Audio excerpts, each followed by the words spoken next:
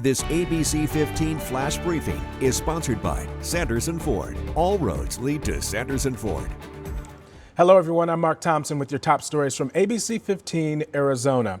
Just hours after a protest wrapped up in downtown Phoenix, abortion rights demonstrators made their way from the Arizona State Capitol all the way to Roosevelt Row, where First Friday was taking place, the group calling for protections to be put in place 1 week after the Supreme Court overturned Roe v. Wade. And we're learning a memorial service is set for fallen Yavapai County Sheriff's Sergeant Rick Lopez. He was killed on duty on Tuesday. A memorial will be held Wednesday afternoon at the Findlay Toyota Center in Prescott Valley. There will also be a vigil tomorrow at the Prescott Courthouse. Arizona Wilderness Brewing Company honoring the 19 Granite Mountain hotshots who tragically lost their lives back in 2013 during the Yarnell Hill fire with a new beer. A portion of the proceeds will benefit the Eric Marsh Foundation, which supports wildfire firefighters and their families after death or injury in the line of duty. The monsoon bringing not only rain, but also some savings thanks to Phoenix Beer Company. Now through the end of September, every time Phoenix Sky Harbor Airport records measurable rainfall there, Phoenix Beer Company will give you your first pint of their monsoon IPA for just $1. That deal is good for their Phoenix and Scottsdale locations, so just be sure to download the ABC15 weather app so you know when to go.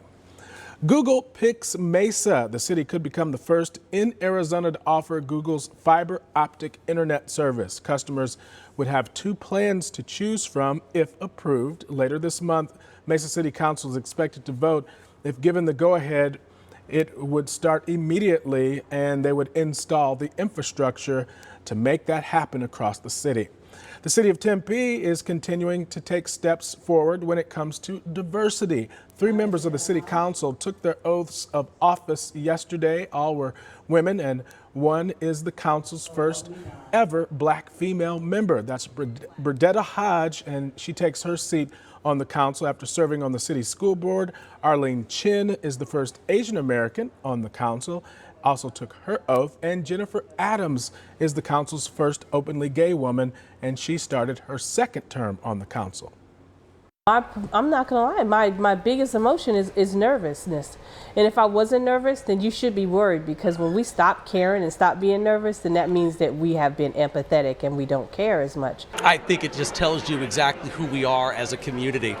This is an exceptionally diverse community here in the city of Tempe, and the council you see up there reflects that diversity. And the Tempe City Council selected its new vice mayor, Jennifer Adams. Former Vice Mayor Randy Keating remains in his seat on the council. Well, if you plan on camping this holiday weekend, a pair of national parks are easing some fire restrictions for you. The Grand Canyon and the Petrified Forest National Parks announced Stage 2 restrictions are lifted, although Stage 1 fire restrictions, they do remain in place for the Grand Canyon, which only allows a campfire within designated fire rings within a maintained campground. Open fires will not be allowed in the Petrified Forest unless it is a propane or solar type of campfire.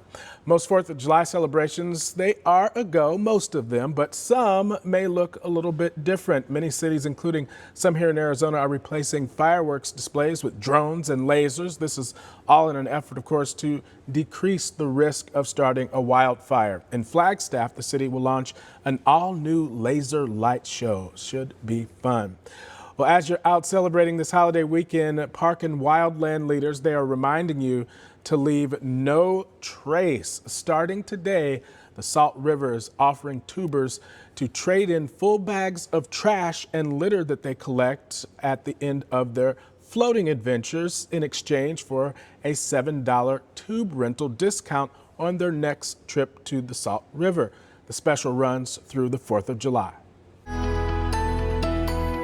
Hi there, I'm Nohelani Grab with that most accurate forecast. This 4th of July weekend, we're going to be drying out. We're going to be heating up. Look for a high of 106 for your Saturday, 107 Sunday.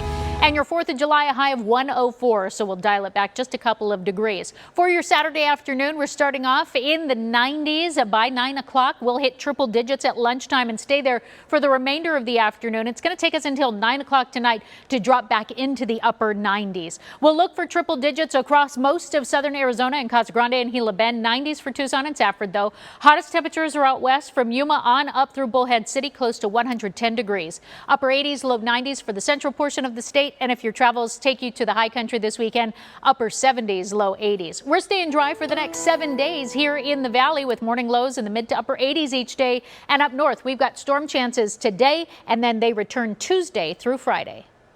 And for the very latest headlines, weather, and traffic, head to abc15.com or download the free ABC15 mobile app. Have a fantastic day. This ABC15 Flash Briefing is sponsored by Sanderson Ford. All roads lead to Sanderson Ford.